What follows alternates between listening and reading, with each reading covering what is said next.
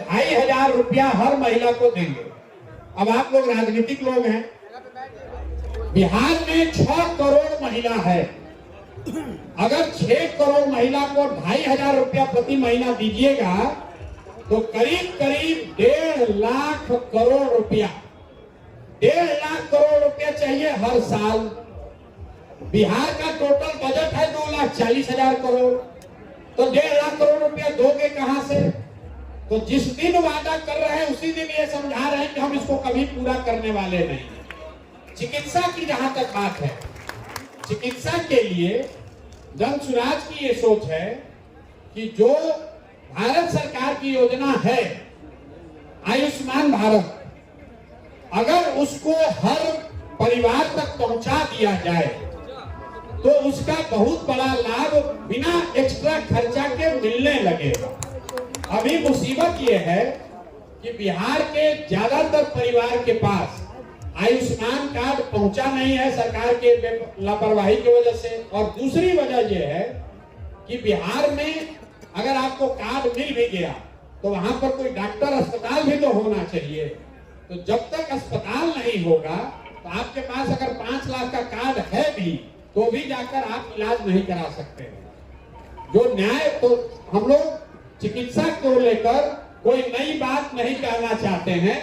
ये 5 वो बात है जो हम लोग अपनी बूते पर करेंगे। इसका मतलब ये नहीं कि सरकार में दूसरा काम नहीं होगा, लेकिन जो व्यवस्था पहले से चल रही है, जैसे इंदिरा आवास है, इंदिरा आवास में आपको भ्रष्टाचार खत्म करना है। हर पंचायत में 20 आवास की योजना है, पैसा है, उसको खर्च करने की व्यवस्था करनी है, उसमें भ्रष्टाचार खत्म करना है, उसके लिए अलग से वादा करने की जरूरत नहीं है। तो वो बात ही हम लोग कहें जो 100% कर सकते हैं। अगर ये 5 चीज भी हो जाए, इसका आधार क्या है? ये खाली शिक्षा की बात नहीं है।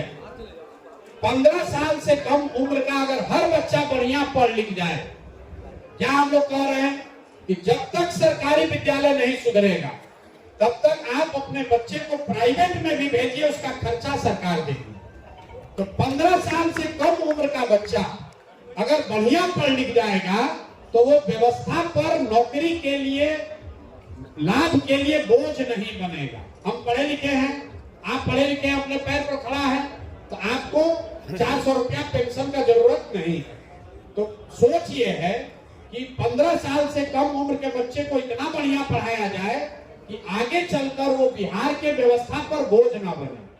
दूसरी सोच जो पलायन वाली है कि 15 साल से 50 साल के बीच में जो आदमी पढ़ लिख कर निकल गया, अब उसको शिक्षा से कोई मतलब नहीं है, अब तो स्कूल में जाके पढ़ नहीं सकता है, उसको पूंजी दिया जाए ताकि उसको रोजी रोजगार हो सके। उसको नौकरी आप नहीं दे सकते, ये फर्जी बात है, कोई नौकरी नहीं दे सकता है। 75 साल के बिहार के इतिहास में ये याद रखिए आप लोग, सिर्फ 23 लाख लोग ही सरकारी नौकरी पाए हैं। चपरासी से लेकर मुख्य सचिव तक जितने लोग सरकारी नौकरी में है, संविदा कर्मी इंक्लूडेड, आंगनवाड़ी सेविका, सबको जोड़ लीजिए तो कुल 23 लाख लोगों को ही सरकारी नौकरी है। बिहार के बाद ये 13.5 करोड़, 23 लाख आदमी को 1.97% आदमी को सरकारी नौकरी है।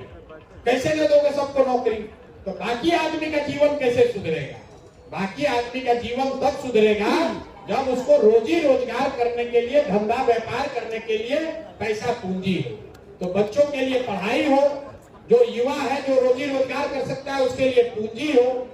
तीसरी बात कही गई कि हर घर में महिला को कुछ न कुछ कमाने के लिए 4% सालाना ब्याज पर पैसा। ये बात भी आप लोग को समझ में नहीं आ रहा है। अभी जब आप लोन लेते हैं, कर्ज लेते हैं बैंक से, आपको 12%, 14% ब्याज लगता है।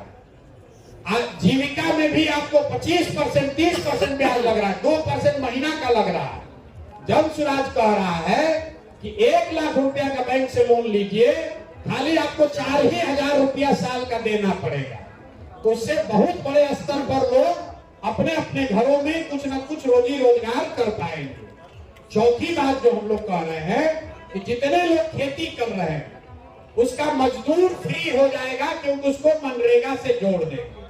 मनरेगा का जो, ये भी बिहार सरकार को पैसा नहीं देना है, पैसा दिल्ली से आ रहा है, अभी उसमें लूट हो रहा है, उससे मट्टी कटवा रहा है, उससे नदी में कुछ करवाता है, पेड़ लगवाता है, ज्यादातर पैसा लूट हो जाता है। हम लोग ये कह रहे हैं कि मनरेगा का जो मजदूर है, पैसा है, अगर उसको किसानों को उपलब्ध करा दिया जाए तो किसान जो आज धान उगा रहा है वो कल मसाला उगाने लगेगा। आज जो गेहूं उगा रहा है कल वो लहसुन प्याज उगाने लग सकता है, उससे उसकी आमदनी बढ़ेगी, मजदूरी फ्री हो जाएगा। तो ये जो 5 बात कही गई है, ये बहुत सोच समझ के 2 साल के अनुभव के आधार पर कही गई है, और सबसे महत्वपूर्ण जो कहा गया है उसको साल भर के अंदर किया जाएगा। ये नहीं कह दिए आप फिर करेंगे नहीं। सर ये सुझाव ठीक है, लेकिन स्वास्थ्य के लिए संभव है कि अगली बार, अभी तो जो केंद्र सरकार का साधन है उसी को घर घर पहुंचा दिया जाए तो स्वास्थ्य के लिए बड़े पैमाने पर सुविधा हो जाएगी। और न्याय के लिए ग्राम कचहरियों पर जन सुराग एक नई व्यवस्था, नया डॉक्यूमेंट, दस्तावेज जारी करने वाला है कि कैसे ग्राम कचहरी को सुदृढ़ करके ऐसी व्यवस्था बनाई जाए ताकि लोगों को कोर्ट में, न्यायालय में न जाना पड़े, सरपंच स्तर पर ही मामले को निपटाया जा सके। इस पर एक नया दृष्टिकोण, नया दस्तावेज मई या जून में जारी किया जाए। धन्यवाद। वैशाली सर, मैं मनोज कुमार झा, एक ही लोग के पास माइक है तो यही बोलना चाहते हैं। मैं राज्य से है कुमार भैया हूँ, नालंदा जिला से। सर आपसे एक सुझाव लेना है कि प्रखंड स्तर पर जो कार्यालय खुलेंगे, क्या प्रखंड के मुख्यालय में ही खुलेंगे या ग्रामीण क्षेत्र में भी खुल सकते हैं? प्रखंड के कार्यालय भी बंद किए जा रहे हैं, इसलिए बंद किए जा रहे हैं। अच्छा सवाल इन्होंने पूछ लिया। प्रखंड में करीब 250 प्रखंडों में जन सुराज की ओर से कार्यालय खोले गए। आप लोगों में से कई लोगों के सुझाव और सहयोग से खोले गए, लेकिन अभी तक का अनुभव ये है कि जहां पर भी प्रखंड कार्यालय लोगों के कहने पर खोला गया, उसको किराया तो जा रहा है लेकिन उसमें कोई झाड़ू भी नहीं दे रहा है, कोई बैठ भी नहीं रहा है। इसलिए ये निर्णय लिया गया है कि सिर्फ जिला और संगठन, जिला अनुमंडल के स्तर पर बड़ा कार्यालय जन सुराज का खुलेगा। प्रखंड और गांव के स्तर पर जो भी साथी अपने घर में कार्यालय खोलना चाहते हैं, आपको थोड़ी बहुत मदद अगर चाहिए तो मदद कर दी जाएगी, लेकिन किराए पर प्रखंड में कार्यालय लेकर खोलने का कोई अभी तक का जो अनुभव है वो खराब रहा है। इसलिए सभी साथियों के सहयोग से जो उनका निर्णय है, प्रखंड कार्यालयों को बंद किया जा रहा है। सिर्फ जिला और संगठन जिला में कार्यालय रहेगा। गांव के स्तर पर या ब्लॉक के स्तर पर जो कार्यालय जो खोलना चाहता है वो अपने घर में खोल सकता है। उसमें अगर कुछ सहयोग की जरूरत होगी तो पार्टी की ओर से वो सहयोग प्रभारी और जिला अध्यक्ष के कहने पर दिया जाएगा। भाई मनोज कुमार झा, जमालपुर। ऐसे नहीं, जितना लोग आवेदन दिए हैं वो लोग कुछ नहीं करेगा तो हर जगह अपना कार्यालय तो खोलेगा ना भाई।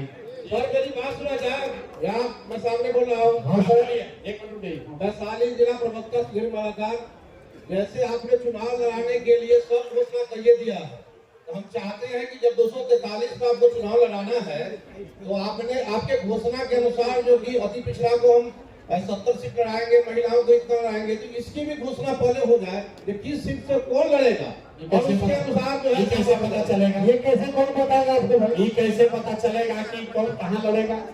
इसकी पहले व्यवस्था जो है आपके द्वारा तय नहीं तय है। और आप एक और प्रवक्ता है जो समझ लीजिए, आपने कहा कि हम लोगों ने कहा 70 अति पिछड़ा और 40 महिला, ये भी कहा 40 मुसलमान। तो ये संभव है कि अति पिछड़ा मुस्लिम समाज की एक महिला चुनाव लड़े और तीनों बॉक्स ठीक हो जाए। महिला भी हो गई, अति पिछड़ा भी हो गई और मुसलमान भी हो गई। तो सीधा सीधा गणना मत कीजिए। बहुत लोग ये भी दिमाग लगा रहे हैं, अच्छा 70 को तो हो गया अति पिछड़ा, 40 को महिला, तो महिला की भी तो कोई जाति है, कोई जाति वाला तो उसका भी तो कटेगा।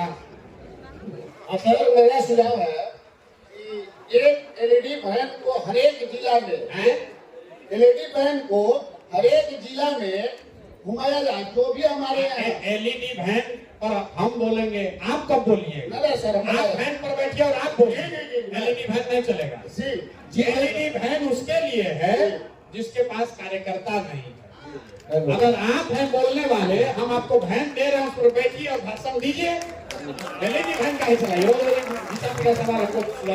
एक चीज है, अपना काम कुछ नहीं करना चाहते। वैन भी जब चुनाव दे दे, बोलने के लिए वीडियो भी यही दे दे, और आप नेता बन के वहाँ खाली झंडा ही लाइएगा। और अंतिम सवाल लिया जाए। आपको वैन दिया जा रहा है, उस पर बैठ जाइए और बैठ के भाषण दीजिए। बैठ के भाषण दीजिए। एलईडी चलाने से नहीं होगा। हाँ सर, प्रशांत सर, मेरा एक सवाल है आपसे। कौन बोल रहा है? जी, मैं पंकज राय कैमूर जिले से हूँ सर, यहाँ सामने हूँ आपके। सर, एक गंभीर सवाल ये है कि बिहार के प्रति व्यक्ति पर 20,000 रुपए का कर्ज है और इसको देखा जाए तो लगभग 4 लाख करोड़ हो गया है। पिछले 2 सालों में 50,000 करोड़ का कर्ज बिहार सरकार पे बढ़ा है। तो सर, ये बढ़ते कर्ज को घटाने का कोई हमारी पार्टी के पास प्लान अगर हो तो आप कृपया बताएं। मेरे भाई, कहाँ से आप लोग पढ़ लिख के आ जाते हैं? जी सर। अमेरिका पर अभी $18 ट्रिलियन का कर्ज है। जी सर। अंबानी पर आपसे हमसे 100 गुना ज्यादा कर्ज है। कर्ज कितना है ये महत्वपूर्ण नहीं है, आप कमाते कितना है ये महत्वपूर्ण है। बिहार की चिंता ये है कि यहाँ प्रति व्यक्ति आय 35,000 रुपया है। अगर ये आय बढ़कर 35 लाख हो जाए तो आप ज्यादा कर्ज भी रखकर बेहतर हो सकते हैं। कर्ज समस्या नहीं है, देश पर कर्ज बोझ बढ़ रहा है। अब आप इकोनॉमिक्स पढ़ के आए हैं तब सवाल करो, नहीं तो बस ऐसे खड़ा होके कर्ज बढ़ रहा है। कर्ज का प्रोपोर्शन इंपॉर्टेंट है, कर्ज पर से कोई दिक्कत नहीं है। स्वाभाविक है कि अगर अंबानी के पूछे अंबानी पर कितना कर्जा है तो 5 लाख करोड़ का कर्जा है, तो क्या आपसे ज्यादा गरीब है? अरे भाई, तो 50 लाख करोड़ का आदमी है तो 5 लाख करोड़ का कर्ज भी है। तो बिहार की गरीबी यहाँ की समस्या है, यहाँ का कर्ज समस्या नहीं है, क्योंकि गरीब आदमी को कोई कर्ज भी नहीं देता है तो बिहार को कोई कर्ज भी नहीं दे रहा है। चिंता मत कीजिए। यहाँ का गलत है, फिर से पढ़ गए। प्रशांत जी, सुझाव है मेरा, हम लोगों को इलेक्शन जीतना है 243, आपके साथ हम लोग है। 2 क्रांति जो हुई 1966 और 74, दोनों का मैं 17 हूँ। इसलिए अभी जो छात्रों को लाठी चलाई गई है, दोनों दिन का वीडियो हम चाहते हैं कि प्रचार के माध्यम से चलाया जाए और उसमें से 38 विद्यार्थियों को निकाला जाए जिनको चोट लगी है। वो एक विद्यार्थी एक जिला में जाएंगे, जिनके साथ हम लोग घूम करके प्रचार करेंगे और इलेक्शन जीतेंगे। दूसरी बात, किसानों के लिए अभी भूमि विकास बैंक बिहार का फेल है 90 से, और वो नोटिस कर रहा है हर एक किसान को 2-2 लाख का। बैंक फेल 90 में, नोटिस जा रही, किसान तबाह हो रहे हैं। किसानों को लेकर किसान संगठन से जुड़े हुए किसान जितने अध्यक्ष यहाँ आए हैं, उसकी बैठक हुई है। अभी 15 दिन में यह तय किया गया है किसानों के मुद्दे पर जो ये जमीन का सर्वे चल रहा है, इसमें जो भ्रष्टाचार घोटाला हो रहा है, किसानों की जो समस्या है, उसको लेकर जन सुराज एक बड़ा कार्यक्रम और प्रयास आंदोलन मार्च के महीने में शुरू करने जा रहा है। इसकी घोषणा आपको अगले 1 महीने में की जाएगी। सर, अब बस 2 सवाल और 10 बोले थे। सर, मेरा नाम मधेश्वर सिंह यादव हुआ, मनेर पटना। सर इसके बाद भी हम यही बैठे हुए हैं, जिसको आके मिलना होगा, सवाल करना है कर लीजिए। सर इधर देखना है सर। अरे की बात में आवाज विभूति कोट समस्तीपुर से बोल रहा हूँ। सामने बोल रहा हूँ सर। आपने एक सवाल बोल रहा हूँ सर, खासपुर मनेर से। मेरा एक सवाल है सर, आपके साथ करोड़ा पूरा लंबी जुड़ गए, लेकिन जो अभी वर्तमान में अदर पार्टियों, जो भाजपा से, जदयू से, आरजेडी से विधायक और एमपी एमएलए है, तो आपका जो आवाज उठाने का काम करेगा लोग ब्लॉक स्तर पर, प्रखंड स्तर पर, जिला स्तर पर, वैसे लोग चाहते हैं कि इनको कुचला जाए, तो हम लोग के लिए क्या प्रोटेक्शन मिलेगा? यहाँ पर जितने भी कार्यकर्ता बैठे हुए हैं, कोई जरा बता दीजिए जिसको कि लाठी डंडा का केस हुआ हो, हम लोग तक पहुंचा हो, जिसको मदद न की गई हो। खाली रोज का बात आप लोग करते, क्या प्रोटेक्शन मिलेगा? आप कुछ कीजिएगा तब ना आपको कोई दबाएगा। आप तो घर में बैठे हुए हैं चुपचाप, कुछ कीजिएगा। अगर आपको कोई दबाएगा तो प्रशांत किशोर यहाँ बैठे हुए हैं, संगठन बैठा हुआ है, आपको सारा प्रोटेक्शन दिया गया है। सर मेरा एक लास्ट सवाल है, हम बात करते हैं एक